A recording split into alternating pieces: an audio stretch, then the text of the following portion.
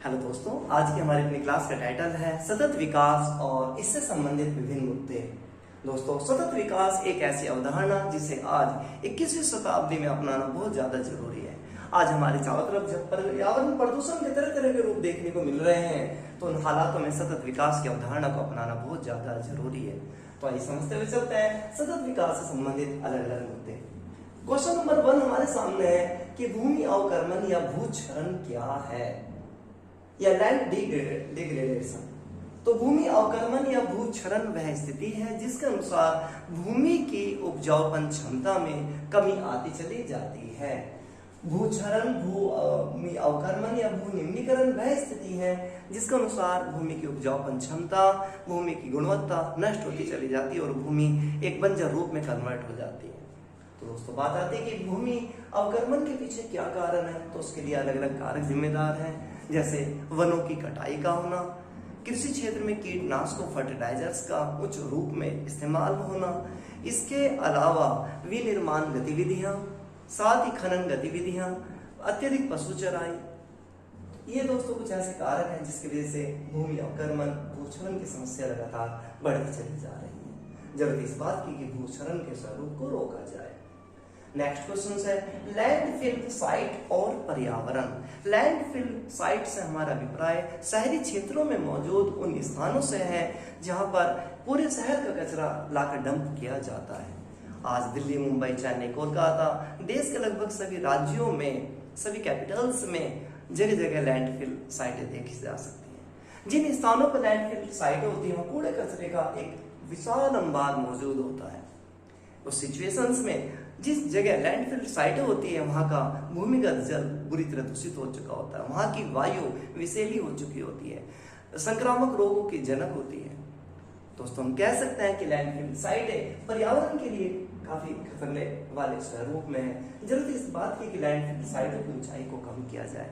राजधानी दिल्ली में भी ओखला, भ्रसवा, इसके अलावा ओखला, भ्रसवा, गाजीपुर लैंड साइट हमारे सामने मौजूद है, जिनकी ऊंचाई को कम करने के लिए सरकारें कोशिशें कर तो रही हैं, लेकिन वो अभी पर्याप्त मात्रा में नहीं है।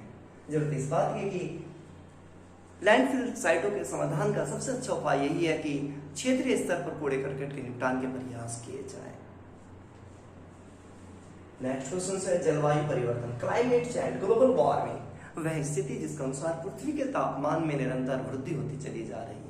साइंटिस्टों के अनुसार पिछले 100 सालों में विश्व के तापमान करीब 1 डिग्री सेल्सियस बढ़ा है, जिसके परिणाम स्वरूप या जिसका प्रभाव हम ग्लेशियर्स पर देख रहे हैं, अंटार्कटिका पर देख रहे हैं। अंटार्कटिका की बर्फ लगातार पिघल रही है। इसके अलावा ग्लेशियर लगातार पीछे होते चले जा रहे हैं। गंगोत्री, यमुनोत्री, गंगा, यमुनोत्री, यमुना से रिलेटेड के बारे में माना जा रहा है ये ग्लेशियर तेजी से पिघल रहे हैं और विश्व स्तर पर यही सिचुएशन हमें देखने को मिल रही है। जलवायु परिवर्तन आज के समय में हमारे सामने सबसे बड़ा मुद्दा है। यदि ग्लोबल वार्मिंग की ही रफ्तार रही तो माना जा रहा है कि आने वाले 100 ईयर में दुनिया के 80 से 90% ग्लेशियर पिघल जाएंगे, जिसका परिणाम समुद्र में जल स्तर की वृद्धि के रूप में देखने को मिलेगा। सुनामी, चक्रवात जैसी समस्याएं बढ़ चुकी होंगी। तो दोस्तों, जरूरत इस चीज की जलवायु परिवर्तन को कंट्रोल करने के लिए कदमों को उठाया जाए। इस जलवायु परिवर्तन के पीछे सबसे बड़ा कारक जीवाश्म ईंधनों का दहन है। कोयला, पेट्रोलियम, प्राकृतिक गैस, लकड़ी आदि को हम जीवाश्म ईंधन कहते हैं। इनका उपयोग को कम किया जाए, संसाधनों का उपयोग सोच समझ कर किया जाए, अधिक से अधिक वृक्षारोपण, पेड़ों को लगाया जाए, तो हम जलवायु परिवर्तन से रोकने में सक्षम हो सकते हैं। नेक्स्ट, पर्यावरणीय मुद्दे और मीडिया। पर्यावरणीय मुद्दों से हमारे अभिप्राय पर्यावरण से संबंधित मुद्दों से जल प्रदूषण, थल प्रदूषण, वायु प्रदूषण, ध्वनि प्रदूषण, ग्लोबल वार्मिंग, ओजोन परत का नष्ट होना, ये सब पर्यावरण मुद्दे हैं। पेड़ पौधों को लगाया जाना, लाइफस्टाइल इन्वायरमेंट के अकॉर्डिंग हो, हमारी भवन बिल्डिंग्स हमारे इन्वायरमेंट के अकॉर्डिंग हो, ये सभी पर्यावरण मुद्दे हैं। पर पब्लिक ट्रांसपोर्ट का उपयोग किया अपना, ये सभी पर्यावरण मुद्दे हैं। तो दोस्तों, इन सब मुद्दों को उठाने में मीडिया का एक बड़ा रोल हो सकता है। मीडिया के 2 प्रमुख रूप हमें देखने को मिलते हैं, जिनमें print media and electronic media प्रमुख रूप में। ये दोनों अगर अपने रोल को सही ढंग से निभाए तो इसका रिजल्ट अच्छा हो सकता है। इसके अलावा सोशल मीडिया, फेसबुक वगैरह का उपयोग करके भी हम लोगों को इस बारे में जागरूक कर सकते हैं कि वे पर्यावरण के प्रति अपनी जिम्मेदारियों को समझे। वह पृथ्वी जिसे अनोखा ग्रह के नाम से जानता है, वो अनोखा ग्रह हमारी गलतियों की वजह से आज नष्ट होने के कगार पर पहुंचा हुआ है। हमें दूसरे ग्रह पर अपनी बस्तियों को बसाने की जगह इस पृथ्वी ग्रह को ही सुंदर आकर्षक बनाने की जरूरत है। सतत विकास की अवधारणा को अपनाने की जरूरत है। तो दोस्तों मिलन मीडिया के माध्यम से वास्तव में काफी हद तक सक्षम हो सकते हैं, आने वाली पीढ़ी के लिए एक अच्छा माहौल उपलब्ध करा सकते हैं। लेकिन ये सब तब होगा जब हम अपने रोल को स्वयं सही ढंग से निभाएं। नेक्स्ट, संकटग्रस्त प्रजातियां यानी लुप्त प्राय प्रजातियां एंड संरक्षण प्रजनन केंद्र। संकटग्रस्त प्रजातियों से हमारा अभिप्राय उन प्रजातियों से जिनकी संख्या लगातार लुप्त हो रही है। दोस्तों पूरे विश्व में वन्य जीवों की संख्या, पशु पक्षियों की संख्या, पादपों की संख्या लगातार नष्ट होने की तरफ चल रही है।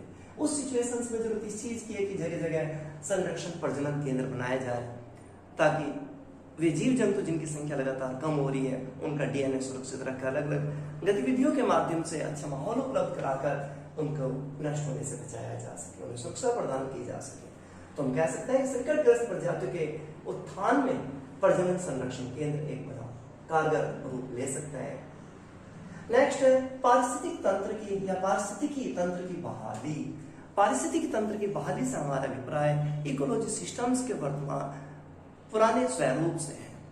पारिस्थितिक तंत्र की बहाली से हमारा अभिप्राय जल, थल, वायु के सुदरूप से है, वनों के आकर्षक स्वरूप से है, वनों के विशाल रूप से है। नदी हमारी स्वच्छ बनी रहे, पेड़ पौधे हमारे सुरक्षित रूप में बने रहे, वायु हमारे स्वस्थ रूप में बने रहे। उस सिचुएशन को हम पारिस्थितिक तंत्र की बहाली के नाम से जानते हैं। तो दोस्तों बात आती है कि पारिस्थितिक तंत्र की बहाली कब होगी?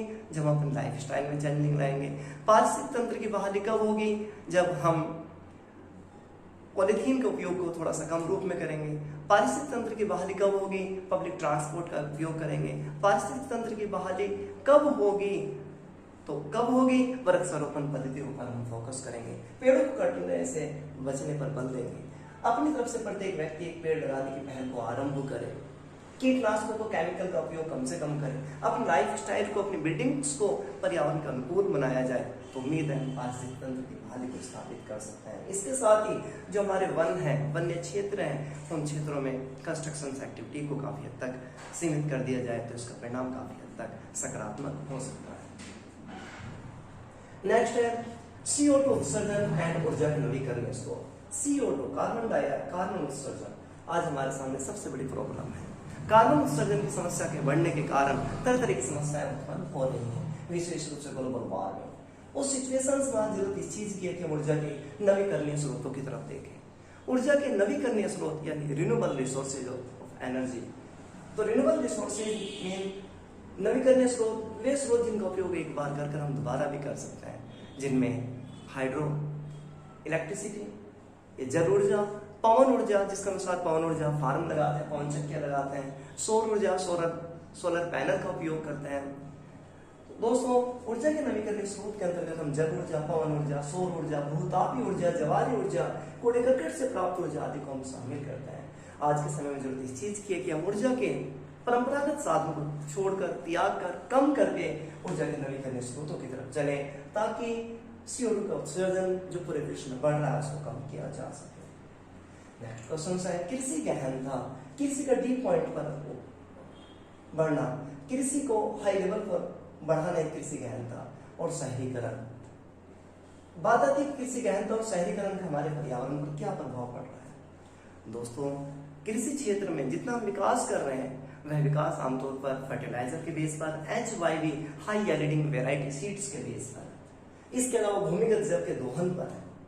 कृषि क्षेत्र में विकास तो कर रहे हैं लेकिन कहीं ना कहीं वो हमारे लिए नुकसानदायक साबित हो रहा है। इसी तरह शहरीकरण की प्रक्रिया चारों तरफ बढ़ रही है, मल्टी स्टोरी बिल्डिंग्स बन रही है।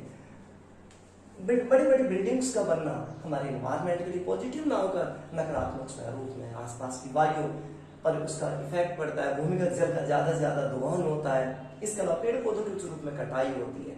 तो दोस्तों कृषि गहनता और शहरीकरण दोनों की दोनों गतिविधियां हमारे पर्यावरण पर नकारात्मक प्रभाव डाल रही है। जबकि इस बात की कि हम इस बारे में जागरूक हो और सोचे कि कैसे पर्यावरण को सुरक्षित रख सकते हैं। नेक्स्ट क्वेश्चन है जैव विविधता, बायोडायवर्सिटी नष्ट होने के कारण आज पूरे वर्ल्ड में बायोडायवर्सिटी गंभीर खतरे से ग्रस्त है। जैव विविधता लगातार नष्ट होती जा रही है। जैव विविधता के नष्ट होने के पीछे अलग अलग कारक है, जिनमें जीव जंतुओं का शिकार का होना, वनों की कटाई का होना, वनों में आग का लगना, जीव जंतुओं के बने उत्पादों का इस्तेमाल करना, सरकार द्वारा लापरवाही बरतना, लोगों का जागरूक ना होना, उन सब का परिणाम है जीव की विविधता लगातार खत्म होती चली जा रही है। जैव विविधता के नष्ट होने के लिए सीधे रूप पर मनुष्य जिम्मेदार है और उसका दोष हम अलग अलग चीजों पर डालते रहते हैं। यदि हम पेड़ पौधों को ज्यादा से ज्यादा उच्च मात्रा में लगाए, जीव जंतुओं को संरक्षण करें तो जैव विविधता को हम काफी हद तक सुरक्षित रख सकते हैं। Next question, CPR common property resource, साझा संपत्ति संसाधन वे संसाधन जिन पर किसी एक का नियंत्रण न होकर समुदाय का नियंत्रण होता है। ग्रामीण क्षेत्र में सड़कों के दोनों ओर की जमीन, नदियों के दोनों ओर का इलाका, खाली एरिया, वह सब साझा CPR के अंतर्गत आता है। दोस्तों, साझा संपत्ति संसाधन के अंतर्गत गांव के भूमिहीन लोग, जब पशु चराने वाले लोग इस एरिया का उपयोग कर लेते हैं। विश्व स्तर पर साझा संपत्ति संसाधन के अंतर्गत हम अंटार्कटिका, बाहरी अंतरिक्ष और विशाल महासागर को शामिल करते हैं, जिस पर किसी एक देश का नियंत्रण न होकर पूरे विश्व का नियंत्रण है। जरूरत इस चीज की कि साझा संपत्ति संसाधन के सभी रूपों को सुरक्षित रखा जाए। नेक्स्ट, मैंग्रोव वन, ज्वारीय वन, वे वन जो ज्वारी क्षेत्र में पाए जाते हैं। उन क्षेत्रों में जहां खारा और मीठा पानी दोनों टाइप का पानी हो, उन क्षेत्रों में ज्वारी वन हमें देखने को मिलते हैं। सुंदरवन का डेल्टा ज्वारी वनों का एक अच्छा एग्जाम्पल है, जहां सुंदरी वृक्ष एक बड़े पैमाने पर है। ज्वारी वन, मैंग्रोव वनों की सबसे बड़ी विशेषता यह है कि वन पानी में गहराई, इनकी जड़ें पानी में काफी गहराई तक होती है। इसी का परिणाम है सुनामी, चक्रवात आदि का यह आसानी से सामना कर लेते हैं। तो हम कह सकते हैं प्राकृतिक आपदाओं से बचाव में मैंग्रोव ज्वारी वनों का एक बड़ा रोल है। इसके अलावा इस क्षेत्र में जैव विविधता काफी उच्च रूप में मौजूद होती है। Next, vermi compost. आज के समय में चारों तरफ जैविक खेती पर बल दिया जा रहा है, तो सिचुएशंस में वर्मी कंपोस्ट एक बेहतर तरीका है। वर्मी कंपोस्ट के अंतर्गत हम केंचुओं के माध्यम से खाद को हम प्राप्त करते हैं और उसका उपयोग खेती योग्य भूमि में करते हैं।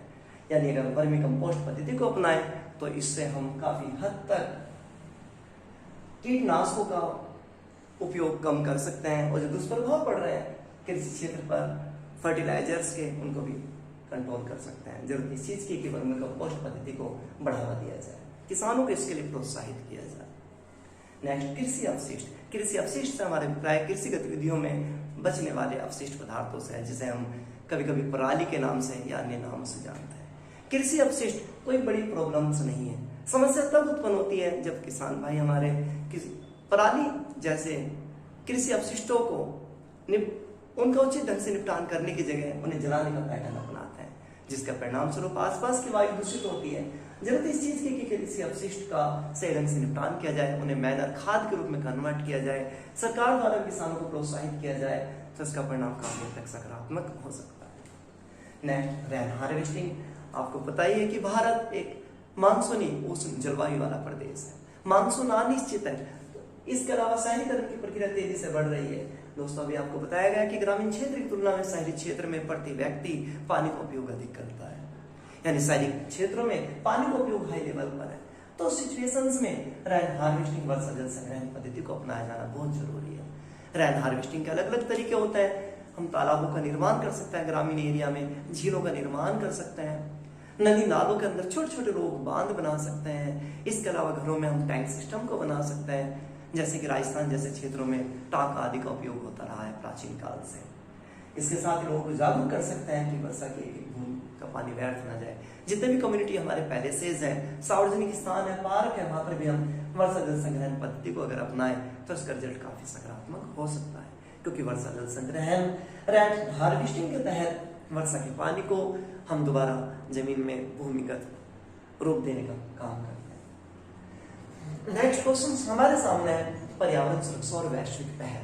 पर्यावरण सुरक्षा के लिए विश्व स्तर पर क्या प्रयास हुए हैं? तो पर्यावरण सुरक्षा के लिए पूरे विश्व में तरह तरह के प्रयास हुए हैं। पूरा विश्व जागरूक है, अलग अलग संस्थाएं आज कार्यरत है इस दिशा में। इसके अलावा यूएन जैसा संगठन, उसकी अलग अलग संस्थाएं लगातार कदमों को उठा रही है। उसी का परिणाम है कि तरह तरह के सम्मेलनों का हमने देखा। रियो डी जनेरियो सम्मेलन, कोपेनहेगन सम्मेलन, स्टॉकहोम सम्मेलन, रामसर सम्मेलन, पेरिस जलवायु सम्मेलन आदि। जरूरत इस चीज के संदर्भ और अच्छे ढंग से कदम उठाए जाए। नेक्स्ट, पर्यावरण संरक्षण और सामुदायिक प्रयास। पर्यावरण संरक्षण और सामुदायिक प्रयास, सामुदायिक यानी सामूहिक। आज के समय में जब पर्यावरण एक बड़ा मुद्दा बना हुआ है तो उस सिचुएशन में जरूरत इस चीज की एक समुदाय अपनी भूमिका को समझे समुदाय मिलजुल कर पर्यावरण की रक्षा के लिए कदमों को उठाएं तो उसका रिजल्ट काफी हद तक सकारात्मक हो सकता है। जैसे कि अब से पहले लोग एकजुट होकर पर्यावरण का संरक्षण करते आए हैं, आज जरूरत इस चीज की कि हम पर्यावरण के प्रति अपनी जिम्मेदारियों को समझें, जिसका परिणाम काफी हद तक सकारात्मक हो सकता है। सतत आर्थिक वृद्धि या सतत जीविका प्राप्ति से हमारा अभिप्राय उस स्थिति से है जिसके अनुसार हम अपनी जीविका के स्रोत को इस तरह कवरअप करते हैं, अपना व्यवसाय इस तरह करते हैं जिससे हमारा पर्यावरण सुरक्षित रहे, जिसे हम ग्रीन व्यवसाय का रूप भी दे सकते हैं, जिसमें कागज का कम प्रयोग, पानी का कम उपयोग, ICT information and communication technology का प्रयोग, कम से कम प्रदूषण उत्पन्न हो, इन सब चीजों पर प्रयास करते हैं। पेड़ पौधों की कटाई ना हो, केमिकल का उपयोग ना हो, इस स्थिति को हम सतत आर्थिक वृद्धि के नाम से जानते हैं। असमानता, क्या है असमानता? आज हम अपने चारों तरफ तरह तरह की असमानता को देख सकते हैं। आर्थिक असमानता, सामाजिक असमानता, पर्यावरणीय असमानता, अलग अलग रूप है असमानता के। तो असमानता के संकेतकों में आर्थिक संकेतक, सामाजिक संकेतक, पर्यावरणीय संकेतक, तरह तरह के संकेतक आते हैं। SDG सस्टेनेबल डेवलपमेंट गोल सतत विकास लक्ष्य जिन्हें यूएनओ द्वारा 2015 से 2030 के लिए रखा है ताकि हम सतत विकास को प्राप्त कर सके। सतत विकास एक ऐसी अवधारणा जिसमें पर्यावरण भी सेफ रहे और हमारा अपना व्यवसाय भी आगे बढ़ता रहे, हम मॉडर्निटी को भी अपनाते रहे। सतत विकास लक्ष्यों के अंतर्गत 17 गोल रखे गए हैं जिनमें निर्धनता का समापन, अशिक्षा का समापन, सभी को शुद्ध जल उपलब्ध कराना, शहरों को इस तरह कन्वर्ट बनाना ताकि सतत विकास को हम प्राप्त कर सके, लैंगिक विषमता, महिला भेदभाव को खत्म करना, वंचित वर्गों को आगे बढ़ाना, सभी व्यक्ति अपनी 2 वक्त की रोटी को प्राप्त कर सके, इन सब चीजों पर इस पे बल दिया जाता है। SDG संसाधनों की भू राजनीति से हमारा अभिप्राय उस स्थिति से है जिसके अनुसार दुनिया के अलग अलग राष्ट्र संसाधनों को लेकर लड़ रहे हैं। कहीं कुछ देशों में नदियों के पानी को लेकर यानी जल को लेकर, कहीं कोयले को लेकर, कहीं पेट्रोलियम को लेकर राष्ट्रों के बीच संघर्ष देखने को मिल रहा है। तो संसाधनों की भू राजनीति वास्तव में नकारात्मक है। संसाधनों की भू राजनीति विश्व स्तर पर ही नहीं है, राज्य स्तर पर भी देख सकते हैं। हमारे भारत में कावेरी नदी जल विवाद इसका एक प्रमुख उदाहरण है जो तमिलनाडु कर्नाटक राज्यों के बीच मौजूद है, जिसका समाधान अभी तक नहीं हो पाया है। समाधान न हो पाने के पीछे अलग अलग राज्यों का अपने अपने मुद्दों पर अड़ जाना है। अदरवाइज अगर हम संभल कर चले, दूसरे के हित को भी फोकस करें तो समस्या को आसानी से समाप्त कर सकते हैं। तो दोस्तों, संसाधनों की भू राजनीति का मतलब है संसाधनों को लेकर राष्ट्रों का, राज्यों का आपस में लड़ना, जो किसी भी दृष्टि में उचित नहीं है।